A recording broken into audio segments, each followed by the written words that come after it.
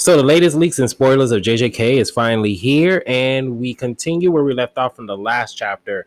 After we saw that Kusasabe try his hardest to actually defeat Sukuna, but eventually it has failed, and we saw that it looks like Yui was about to be the next target until Miguel actually showed up, and he is the next fighter to fight against Sukuna. So now the question is how Miguel actually have arrived, because in the beginning of the chapter, we see that Miguel didn't just show up alone. He brought someone with him, and his name is LaRue. And both of them are actually battling against Sukuna, and they putting in work. So we get a flashback on Yuta discussing with Miguel and LaRue as Miguel rejects Yuta's request to fight against Sukuna, because Miguel was just like, why would I fight a monster who has the possibility to win against Gojo?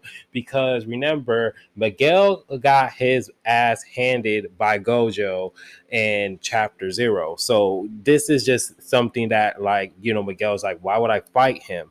But then LaRue tries to convince Miguel by saying that I'm just asking you to help us deliver the final blow and the otherworldly beginning, who will be burned out with fighting Gojo. Which sounds like this was the plan. If Gojo actually lose, Miguel and his friend LaRouge will actually go on ahead and try to finish off Sukuna, because Sukuna will be weak of the fight with Gojo.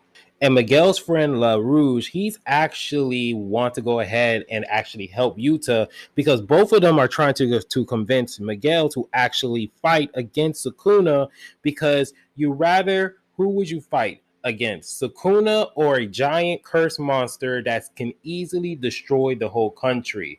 And this flashback is pretty much around the time of that whole month span when everyone was training, excluding Gojo, for their battle against Sukuna. Bro, I died laughing at this part because Miguel, like, he started to become my favorite character, because he says this. He declined the offer, and he says, why does Japanese people think a cheerful black person will survive anything? Miguel also added that Gojo should come to him in front of him and request the help.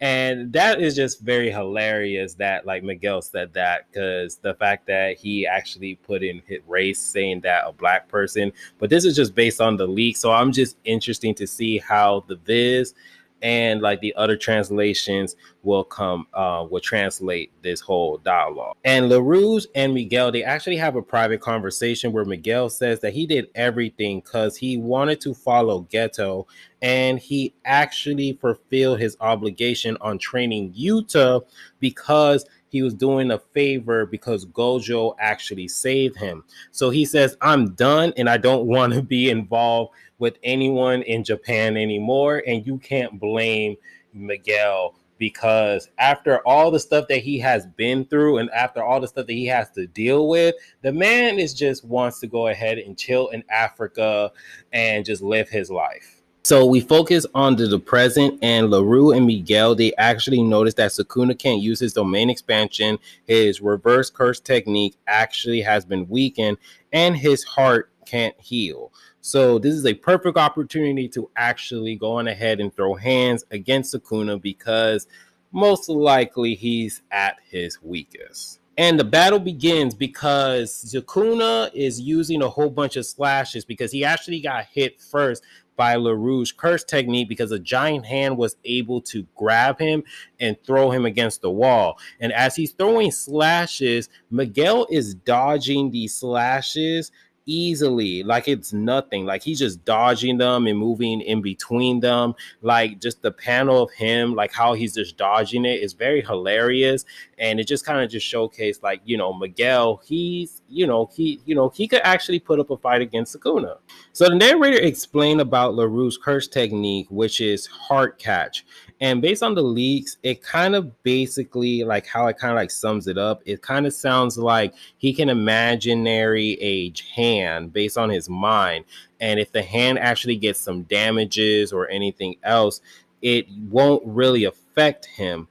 And even if it's destroyed, but 1 out of 10 of the damage will be redirected to LaRouge. So basically, it kind of sounds like it basically sounds like if the hand receive any damages or some sort, he won't feel the full effect. He'll feel like a little bit of it based on the leaks. I will have to wait until the officials comes out to actually explain to see how it actually explains. So Sukuna, after witnessing these curse techniques, Sukuna is actually finding Miguel's curse technique interesting as compared to his partner, where he found his partner curse technique actually boring.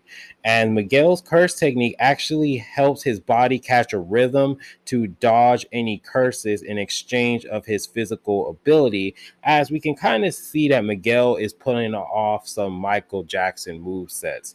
And then we get a flashback as Gojo explains Miguel's curse technique to Yuta, as Gojo says that Miguel's curse technique brings out a buff and a debuff to himself and its opponents without using a domain. Gojo added that it's a pretty useful curse technique, but it's not really a scary one. And this chapter, Miguel's chapter and his introduction in this chapter, Barrett, like it is wild because Miguel refutes Gojo's statement by saying that Gojo is labeling him as that because he's black, and that's just discrimination. And there are black people who are non-athletic. I'm not as special because I'm black. It's because it's me. As Gojo says, sorry. As Miguel said, it is fine. What is going on in this latest leaks and chapters? Like, bruh. So basically, racism actually exists in the JJK universe based on what that statement's saying, which this is crazy right now. So Miguel, he's able to grab a hold of Sukuna's arms, and he was able enough to land a hit and a punch against Sukuna, and then suddenly Sukuna is being attacked from behind by Chozo as he's able to use his curse technique, the Supernova. Then suddenly Yuji joined in on the fight, and he goes on ahead and hit a direct hit onto Sukuna and smashing him into the ground. Then suddenly Maki goes on ahead and she reappears into the battlefield as we see Maki, Chozo, Yuji, Miguel, and the other person are actually going ahead and battle against Sukuna, and they're all about to go on ahead and jump this man. About time. We also get some brief details on Sukuna because when he did the world cutting slash on Gojo, he did a binding vow where he didn't really have to use hand signals. But now since he's on his OG form, Sukuna, he will have to use both hand signals to activate the world cutting slash. And on top of that, he needs to set a direction for the slash when he uses his hands. But Maki, when she appears back into the battlefield, she was able to cut the arms of Sukuna so that way he won't go on ahead and activate that technique, which actually scared Sukuna and surprised Sukuna because Maki came out of nowhere. Not scared, but he surprised. With his hand being sliced, Yuji proceeds to engage into the fight, thinking that Sukuna cannot complete his hand signs because he only has two right arms and he can't use reverse curse technique yet either. So this is their trying to actually go on ahead and win this fight. But suddenly, Sukuna activated the back flash, which he hit LaRouge. And the narration says that Gojo regained his reverse curse technique output when he activated his second black flash. So the King of Curses now gained, and it kind of implied based on this last page of the chapter that since Sukuna was able to use his second black flash, his reverse curse technique, he will probably be able enough to gain it, and this is looking real bad. But the next chapter, which hopefully it comes out next week, it will go on ahead and clear everything out because of the fact of what's going on. So that's just pretty much what we got from the latest leaks and the latest spoilers. Let me know down in the comment section what you guys feel about this chapter. Let me know your thoughts, theories, corrections just pretty much everything. I'm here for it. And if you guys do like the video, hit the like and subscribe button. And remember, always be decent. This is the Monotone Man, and hope you guys have a wonderful day and be safe out here. Peace.